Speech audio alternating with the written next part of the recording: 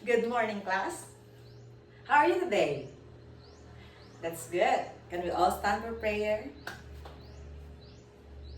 Jesus, thank you for the day. Thank you for being with us. Thank you for your love. Thank you for protecting us. Bless us today as we learn a new lesson. Amen. Amen. So, who would like to have an energizer or stretch? Okay, so please remain stand and we will have the stretching first. Okay, so first we will do this one. Then your shoulder, your head. Oh. Again. Your shoulder, your head. Okay, let's put a song in this. Okay, are you ready? Okay. My toes, my knees, my shoulder, my head, my toes, my knees, my shoulder, my head. Tagalog. Paa, tuhod, balik at ulo. Paa, tuhod, balik at ulo. Okay. So does everyone stretch now? Okay. So, before we will discuss or tackle about our topic for today, let's have our classroom rules. Okay? So first, sit properly. So does everyone sitting properly? That's good. Second, listen attentively. If you listen attentively, then you can answer teacher's question. Okay? Next is raise your hand. So raise your hand if you want to go to toilet or if you want to answer or if you have questions. Fourth, keep our classroom clean. So encourage, no? So if your classroom is clean, it will really give us peaceful and it's easy for us to listen. Next is and focus also. Next is be a good friend and be a good friend to anyone. So it's really nice if you are friendly, right? If you are a good friend to anyone. Okay, so I encourage because here in our classroom, we are a family here. Okay? So, now, do you have any idea what's our topic for today? No, of course, you don't know, right?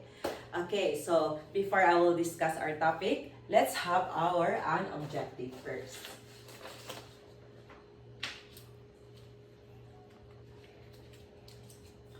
So can we all read together?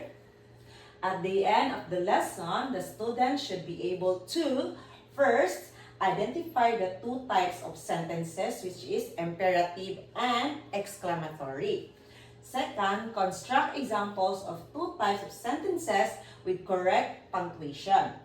Third is students will be able to read sentences with appropriate expressions for each type. Okay, so class, who among you remember that teacher Eliza discussed about the type of sentences? Yes, Jenaline. Yes, she discussed about the declarative and interrogative. That's right. So, can you give me the example of interrogative? Okay.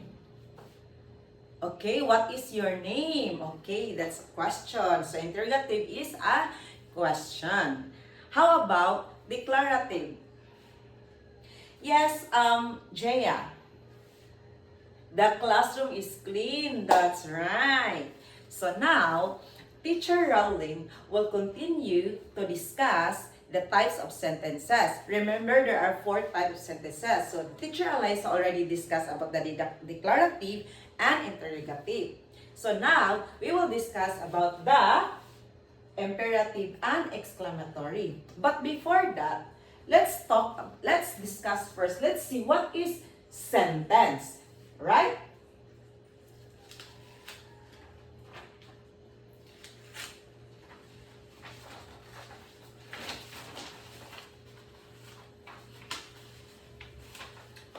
Okay, so sentence. Sentence is a fundamental unit of language. A group of words that expresses complete thought, idea, or feeling, typically containing a subject and a verb. and in writing starts with a capital letter and ends with punctuation. So, the punctuation are period, question mark, and exclamatory. Okay, so the sentence is fundamental unit of language and the group of words that express a complete thought, idea, or feeling. So I will give you an example of a sentence.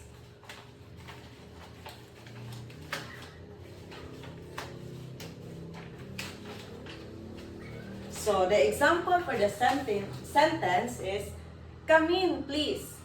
So, as you can see, it starts with a capital letter and it ends with period. Next, what happened to my cat? So, as you can see also, it starts with capital letter and it ends with exclamatory. Next is, do you like milk? So again, it starts with capital letter and it ends with a question mark. Very good. So earlier, I told you that there are four types of sentences. So now, Teacher Rowley will discuss the imperative and exclamatory. So what is imperative?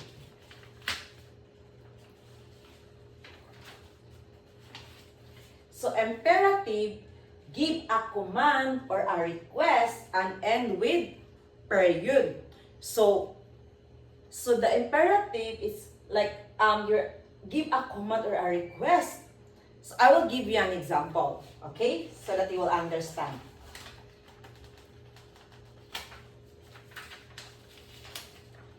So the example is, please close the door. So it give a command and also a request. The request here is please, and the command here is close the door. Okay, you understand? So, it means the command is you are telling someone to do these things, and the request is you are asking favor. Did you get it, class? Okay, very good. So, next is exclamatory.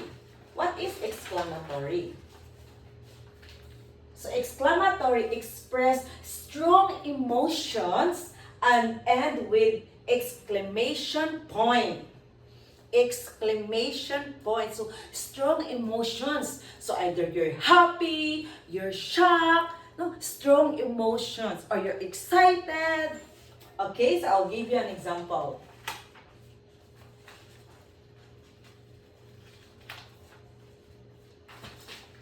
Here is, what a beautiful day.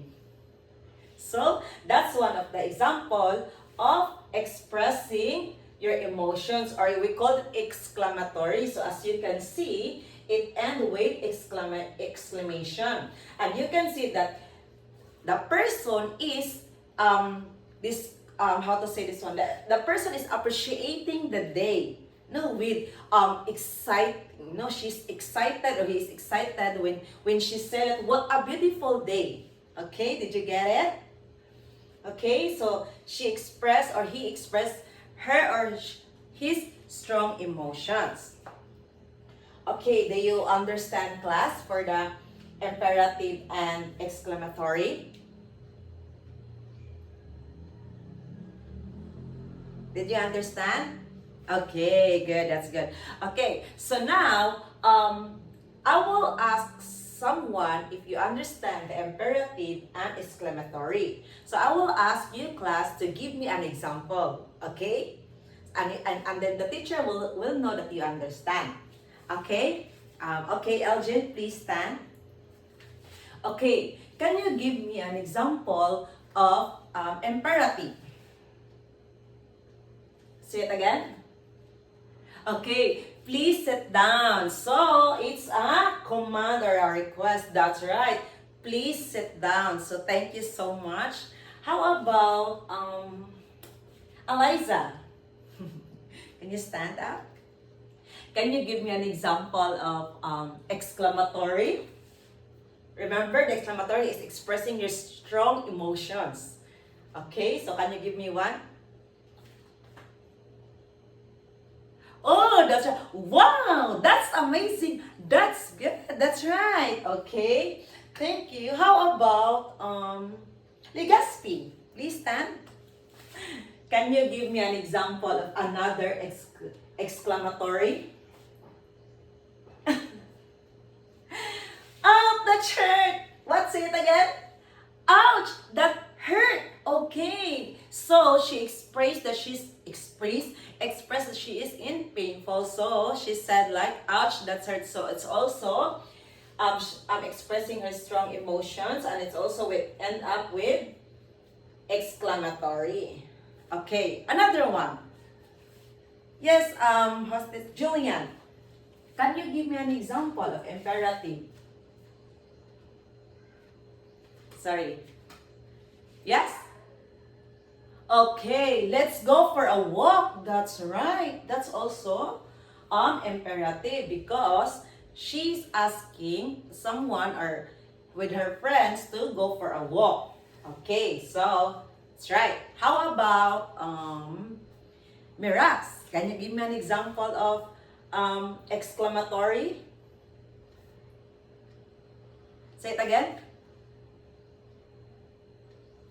Okay. What a big surprise! That's right. What a big surprise. So do you guys understand now what is the imperative and exclamatory?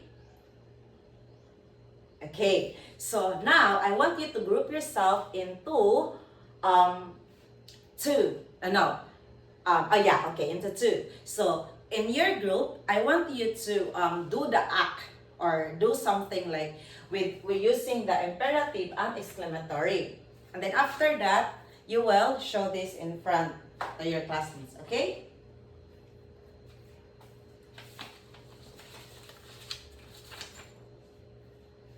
Okay, so who would like to try? Okay, yes, Amira and Elgin. Okay, would you like to try? Okay, so who's the imperative?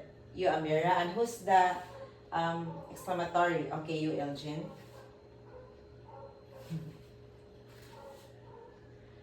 Oh, oh, the clouds is beautiful. Okay, how about for the imperative?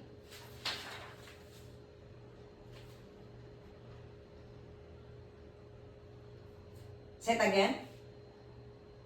Can you pass me the pencil? Okay, that's good. Okay. So, do you guys understand what is the difference between imperative and exclamatory? So again, these are the two types of sentences. But there are four, right? Declarative, interrogative, imperative, and exclamatory. So, since like Teacher Eliza discussed already, so I already discussed the imperative and exclamatory. Okay, do you have any questions? Clarifications? None so far? Okay. So since you don't have any question, I have an activity for you. Okay, in this activity, I want you to write at least 3 to 5 sentences that example for imperative and exclamatory. Okay? Here.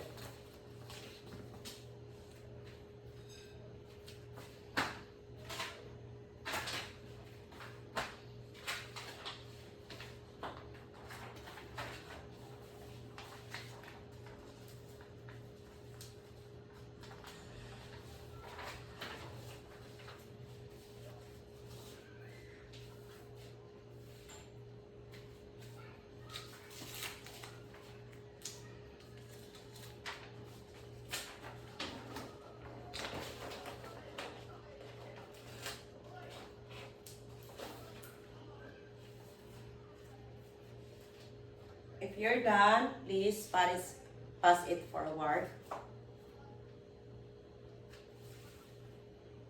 Thank you so much.